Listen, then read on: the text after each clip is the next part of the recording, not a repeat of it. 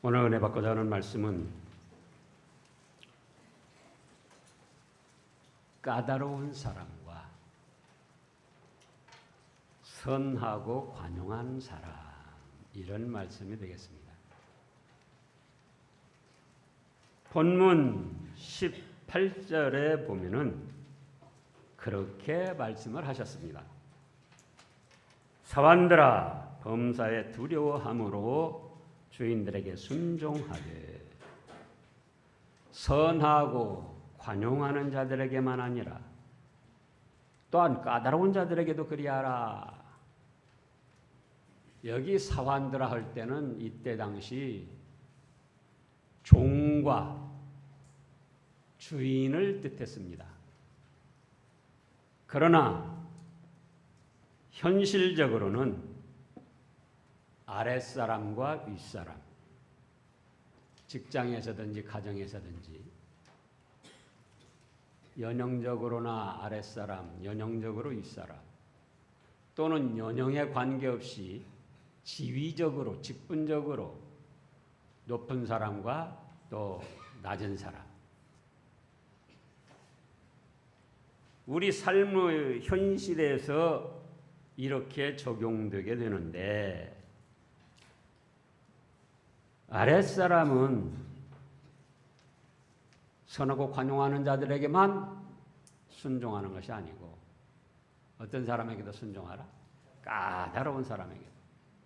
그러면은 그 아랫사람도 사실은 선하고 관용하는 사람이에요. 왜냐? 까다로운 사람에게도 순종할 줄 알면은 까다로운 사람에게도 잘 적응할 줄 알면은 그 사람은 어떤 사람이라고요? 선하고 관용하는 사람이다. 그러면 이제 우리가 볼 때는 쉽게 선하고 관용하고 까다로운 사람인데, 조금 더 깊이를 살피기 위해서 원어적으로 살펴보면은 헬라 원어로는 선하고 이 선한 사람, 아가토이스 그렇습니다. 그런데 좋은, 관대한, 인정이 많다, 그런 뜻이에요. 또 관용은 에피에이케신, 그런데요, 공평하다, 이치에 맞다, 온화하다, 따스하게 조화를 이룬다, 그런 뜻입니다. 그런가 하면은 까다로우는 뭐냐? 단순히 까다로운 정도가 아니고 스콜리오이스, 그런데요, 구부러졌다, 또 패여 거여간다, 또 어그러졌다, 마음이 뒤틀렸다, 그런 뜻입니다. 그러면 이 세상에 수많은 사람들이 있지만 이 말씀의 근거에서 살펴보면은 선하고 관용하는 사람과 까다로운 두 부류의 사람들입니다. 이를 대비해서 본문을 통해서 살펴보면은, 첫째로 선하고 관용하는 사람은 자신부터 선과 의를 행합니다. 누구부터 의를 행해요? 자신부터. 근데 까다로운 사람은 자신은 행하지 않고 말만 앞세웁니다.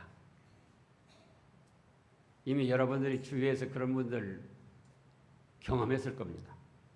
그럼 선이란 무엇인가? 부자 청년이 예수님께 나와서 선한 선생님이여, 내가 무엇을 하여야 영생을 얻으리까 여쭤봤어요. 그랬더니 예수님 말씀이 나를 선하다 하며 무슨 말이냐? 선하신 분은 하나님 아버지 한 분뿐이다. 그러면 예수님은 선하지 않다는 건가? 아니고 하나님이 선의 본체시고 하나님이 선의 근원, 뿌리시고 하나님이 선의 원동력이십니다. 그래서 하나님을 통하지 않고 하나님과 말씀을 멀리해서는 선을 생각할 수도 없고 행할 수도 없다, 그 말씀이에요. 그래서 예수님 자신도 삼위일체 성자 하나님이지만 하나님과 함께 그 하나님으로 더불어 모든 것을 이루어 나간다는 그런 뜻입니다. 그러므로 오늘날도 선하고 관용하는 사람이라는 것은 자기 자신부터 하나님을 잘 믿고 섬기는 거예요. 자기 자신부터 하나님의 말씀을 착하고 좋은 마음으로 받아서 그 말씀에 자기 자신을 적용시켜서 그 말씀에 합당치 못한 건 회개하고 돌이키고 그 말씀대로 자기 자신을 가꾸어가고 가다듬어가고 자기 자신을 신앙 인격으로 만들어 가려고 최선의 노력을 하는 사람입니다. 그것이 선하고 관용하는 사람입니다. 그런데 까다로운 사람은 어떻게 한다고요? 까다로운 사람들은 하나님 믿고 섬깁니다. 안 믿는 사람들은 뭐라고 그럽니까? 믿는 아무개 꼴 보기 싫어서 교회 안 나간다는 거예요. 그들이 볼 때는 믿는 사람이 까다롭고 어그러지고 뒤틀려 있다는 거예요. 그 믿는 사람 중에도 안타깝게 이런 사람들이 많이 있습니다. 그래서 하나님도 믿고 섬기고 뭔가 성경도 많이 읽고 책도 많이 읽고 그런데 그거를 자기 심령에 새겨서 자기 자신을 가다듬고 만들어가는 데는 쓰지 않고 자기 높이는 데만 씁니다. 자기 알아주기 바라고 자기를 존대해 주기를 바라고 그러다가 그것이 안 되면 마음이 뒤틀려 가지고 심술을 부리고 까다롭게 구는 거예요.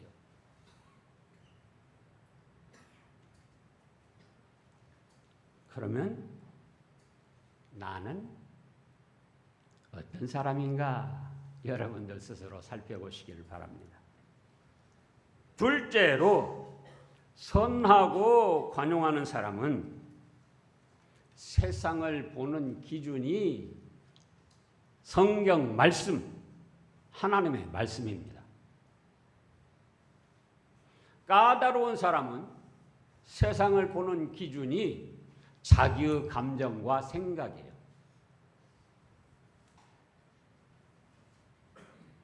자, 선하고 관용하는 사람은 세상을 보고 분별하고 판단하는 기준이 뭐라고요? 성경 말씀. 성경 말씀에는 뭐라고 했나? 예수님께서는 뭐라고 하셨나? 구약에는 뭐라고 하셨나? 신약에는 뭐라고 하셨나? 아, 이건 말씀에 어긋나니까 이래서는 안 되지. 근데 까다로운 사람은 세상을 보고 판단하고 분별하는 기준이 민족적 이념이나 또 당파적 그 당론이나 또 지방적 어떤 그런 어처구니 없는 분별. 이번에도 그 뭐라고 했다고 그럽니까? 지금 정권이 광주 1구 정권이다. 그러니까 경상남북도 부산 합쳐서 이겨내야 된다.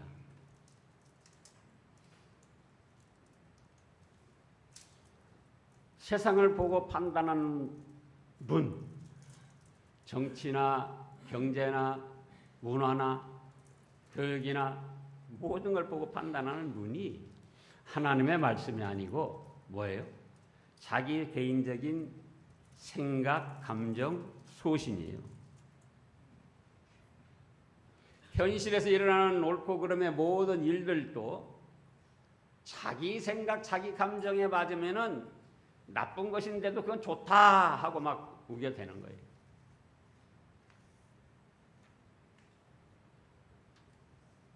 또 하나님의 말씀에 합당한 것인데도 자기 생각, 자기 감정이 안 맞으면은 그건 잘못됐다. 그러면서 까탈을 부립니다.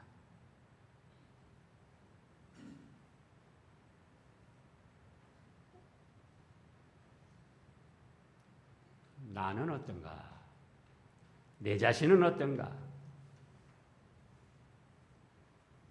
정확히 말하면 믿음의 사람은 무슨 당이라고요? 예수당이에요. 예수당. 예수님 당. 그런데 민주당에 치우친 사람은 민주당이 별 나쁜 짓을 다 해도 다 옳다는 거예요. 한국당에 치우친 사람은 지금 박근혜 전 대통령이 그 많은 죄를 짓고 30년 징역형을 받았는데도 그래도 옳다는 거예요. 무죄다. 석방해라. 그러나 우리가 하나님의 말씀의 기준에서 살펴보자 그거예요. 어떤 것인가? 가족들끼리도 그렇고 친구들끼리도 그렇습니다. 저도 목회를 지금 벌써 35, 6년 하는 것인데 35, 6년 더 되죠. 거의 이제 40여 년 돼가는데 그러죠.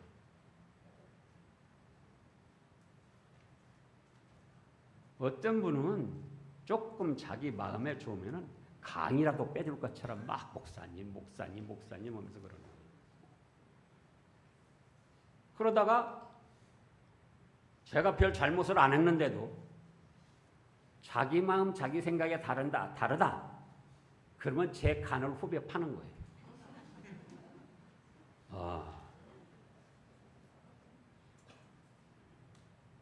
그러니까 자기의 세상을 보고 사람을 보는 기준이 하나님의 말씀이어야 되는데 자기의 유불리나 자기의 생각, 감정에 따라서 자기 마음 생각에 맞으면은 좋아하고 안 맞으면은 까탈을 부리고 심술을 부리고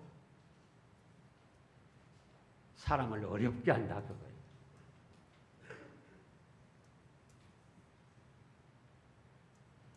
그런가 하면은 셋째로는 선하고 의로운 사람은 주위 사람들에게 관용을 베풉니다. 너그러움을 베풀어요. 그래서 관용하고 그랬잖아요.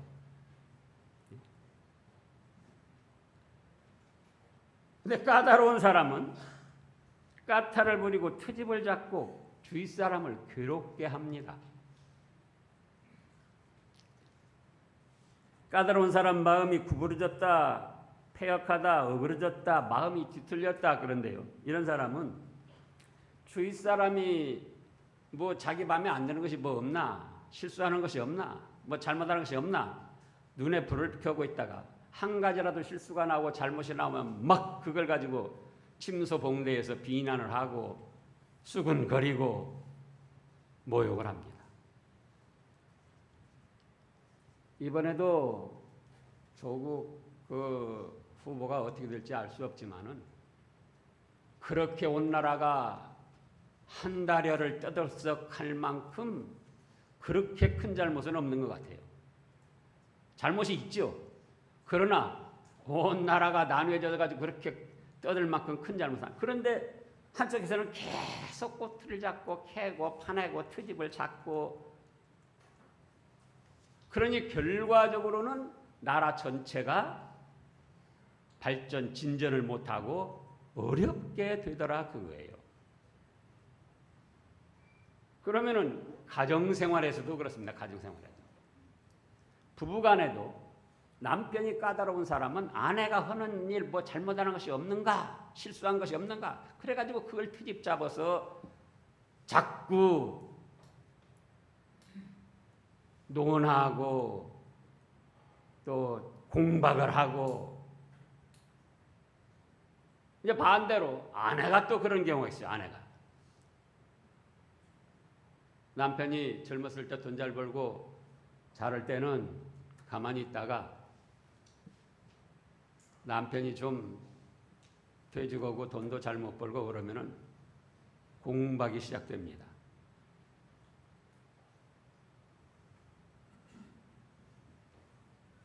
부모 형제 간에도 그래요. 예를 들어서 고3 이딴 거 나오잖아요.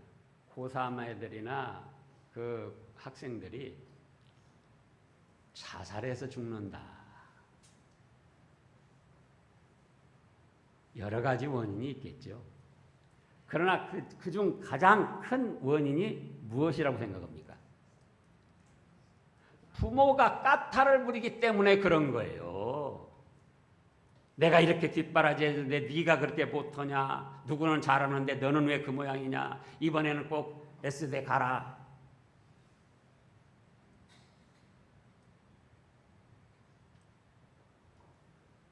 아예 하위권이 자살하는 게 아니라 보니까 상위권들이 자살을 해요.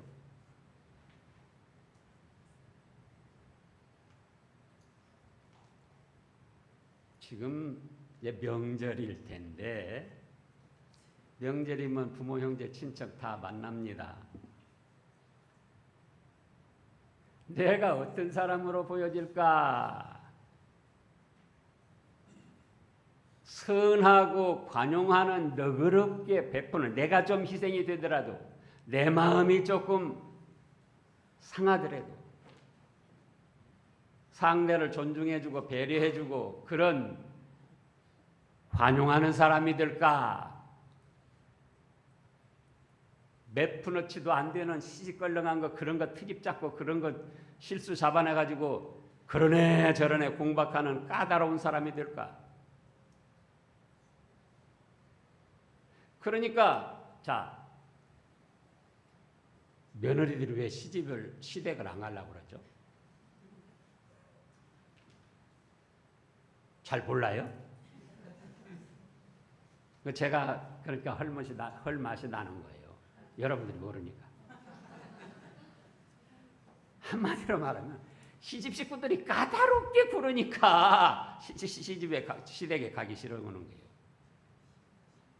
딸처럼 편하게만 해줘 보라고요.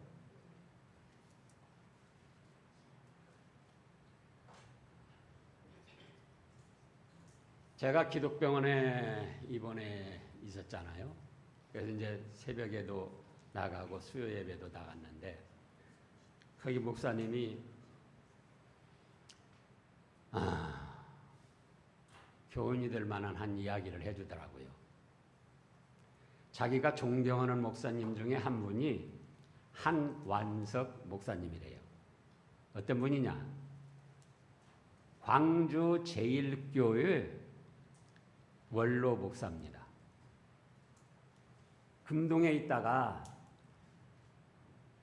치평동 서부경찰서 그 옆으로 크게 해서 또 갔죠.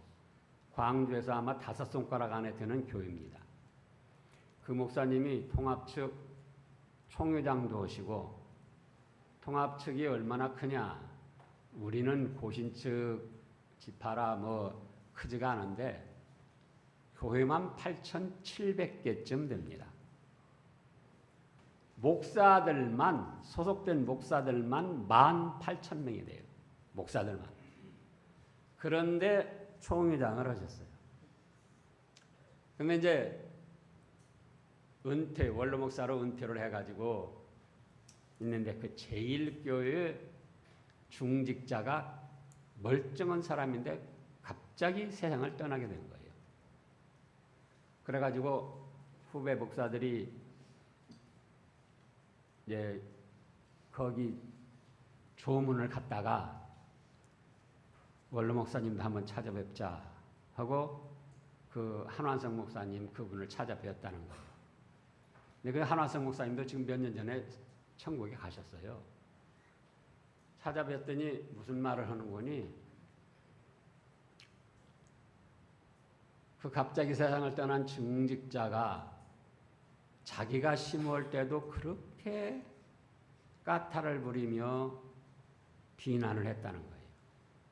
그래서 이제 자기 생각에는 나하고는 코드가 안 맞아서 그런 모양이다.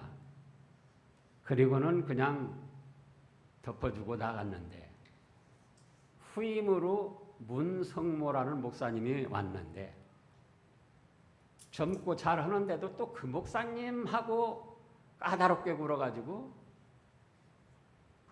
이 사람 저 사람 선동을 하고 그래가지고는 또 문성모 목사님이 거기서 얼마 못 있고 다시 백경홍이라는 목사님이 와가지고 이제 신임 투표, 위임 투표 하는데 90% 이상을 받아가지고 심의를 하는데 이제는 좀 잘 되겠지 했는데 또 그 백 목사님한테도 또 까탈을 부리고 그렇게 어렵게 했다는 거예요. 그러더니 세상을 떠났는데 그거 좀 살아생전에 고치고 갔으면 얼마나 좋을 텐데 너무나 안타깝다. 너무나 안타깝다. 그러시더라는 거예요. 지금 이 말씀을 보면은 자 부당하게 19절에 부당하게 고난을 받아도 하나님을 생각함으로 슬픔을 참으면 이는 아름다우나 부당하게 고난 받는 사람은 누굽니까?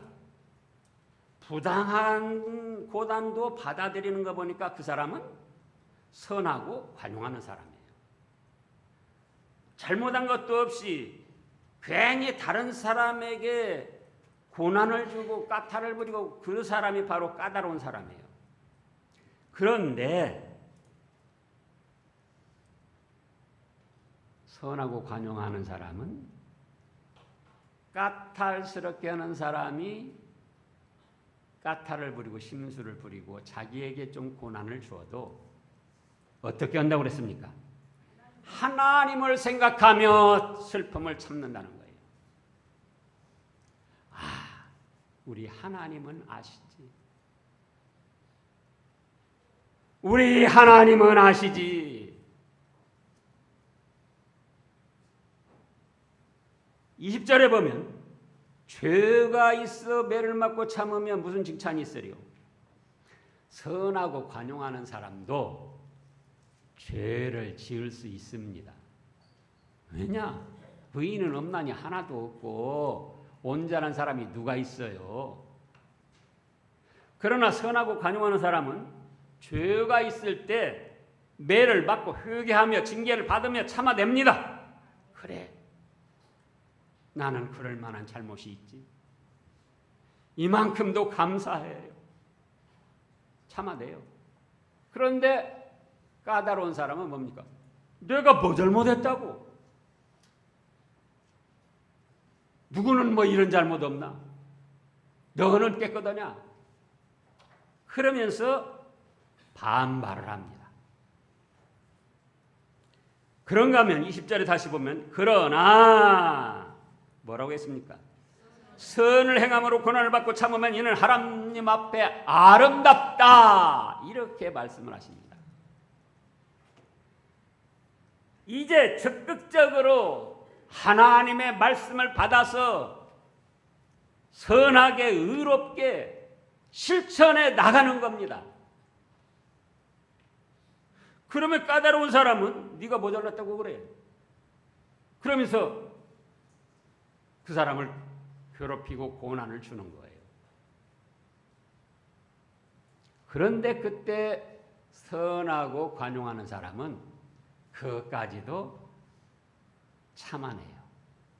그럴 수도 있지. 우리 하나님은 다 아시죠. 하나님만 알아주시면 됩니다. 참아내는 거예요. 그런데 결과가 어떻게 됐느냐? 뭐라고 하셨습니까? 이는 하나님이 아름답게 보신다. 누가 아름답게 보신다고요? 하나님이. 여러분도 그러죠? 저 같은 것이라도 아이고 아름답습니다. 저 별거 아니에요. 그런데 제가라도 여러분들에게 아름답습니다. 멋있습니다. 보기 좋습니다. 그러면 여러분들 좋습니까? 안 좋습니까? 하나님께서 아름답게 보아주신다는 거예요. 뭘요? 어떻게 참는 거? 선을 행하다가 말씀대로 순종하다가 명절에 우상 섬기지 않고 오로지 나와 내 집은 하나님만 섬기겠습니다 하고 하나님만 섬기다가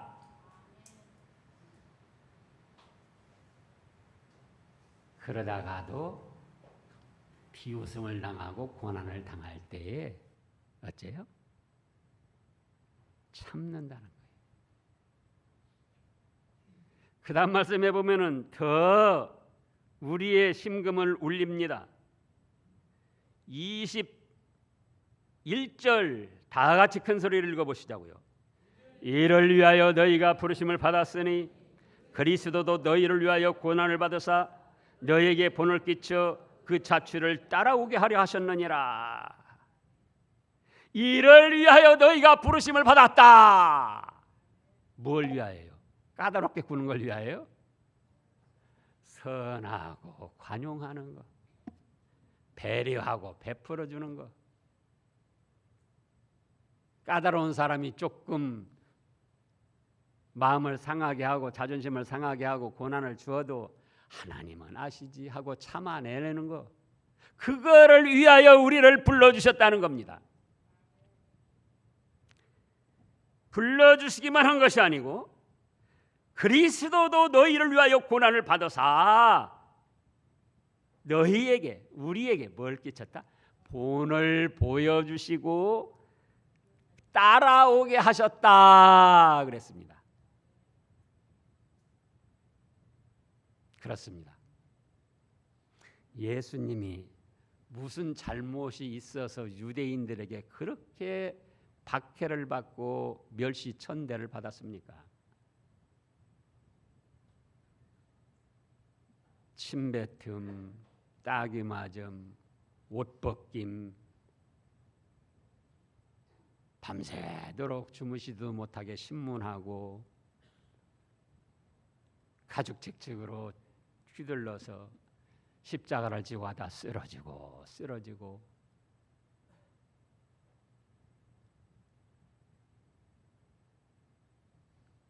그러다가 십자가에 못 박혀 처절하게 죽음의 형벌을 당하셨어요. 무엇 때문이냐? 우리를 구원하시고자 하는 하나님의 선한 뜻을 이루어 드리기 위하여 그런 십자가 고난을 당하신 거예요.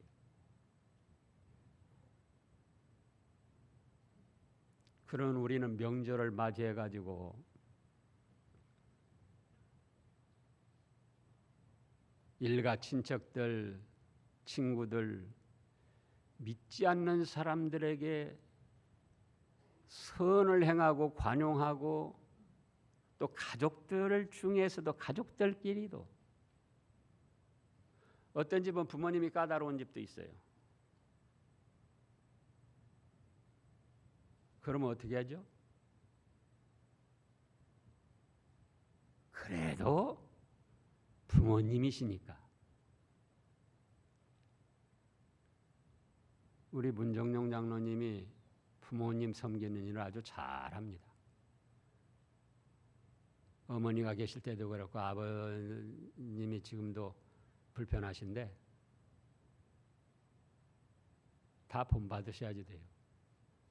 저도 사실 그렇지 않습니까? 여러분들이 아시는 대로 저희 아버지, 어머니는 진작에 천국 가시고 아버지 모셔다가 제가 임종했고 장모, 장인까지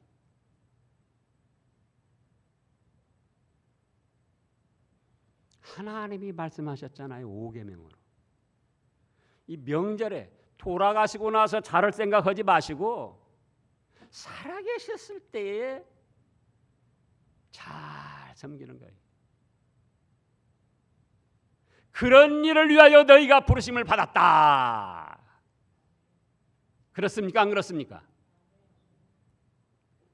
예수님께서도 친히 본을 보여서 우리로 하여금 따라오게 하셨다 그거예요.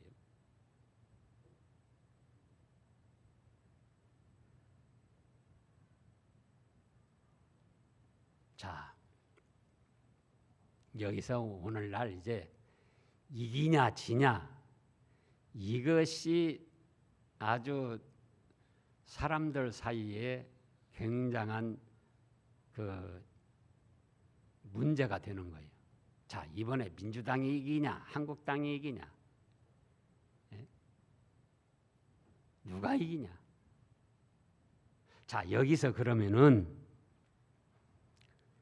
까다로운 자, 다른 사람에게 고난을 주고 자기 연영이나 지위나 어떤 직분을 통해서 다른 사람에게, 이제 오늘날로 말하면 갑질인 거예요. 갑질. 그렇게 까다롭게 굴면서 갑질을 한 사람이 이겼습니까? 고난을 당하고 슬픔을 당하고 그러면서도 참는 사람이 이겼습니까? 현실적으로 너무 영적으로 생각하지 마세요. 현실적으로는 고난을 주는 사람이 이긴 거예요. 예? 그렇게 한 사람이 이긴 거예요. 무시하고 모독을 준 사람이 이긴 거예요. 모독을 당하고 무시를 당하고 고난을 당하고 마음이 상하고 그런 사람은 진 거예요. 현실적으로는.